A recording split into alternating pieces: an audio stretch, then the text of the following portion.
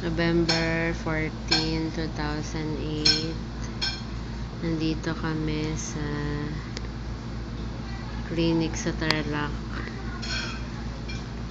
Nursing home siya for cancer patient. Dito kami sa room 2. Pasukin natin ang loob. Yan ang TV, kusina at CR. Ito ang kwarto namin, malaki naman. Ito ang kwarto ng daddy.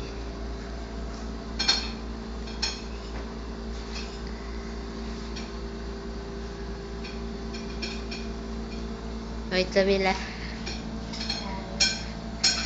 Ano masabi mo sa kwarto? Komportable ka na kami dito ngayon. Makakalitan na kami ng maayos na lin. Unlike doon sa kabila, tagilid, silid sa sahig. Wala mang karton.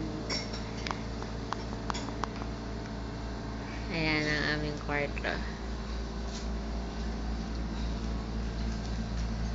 Ayan ang monitoring sheet ng daddy.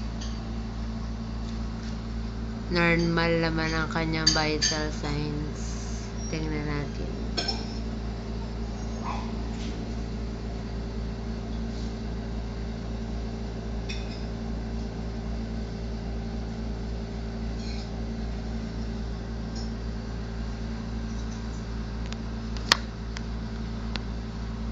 Daddy kumakain.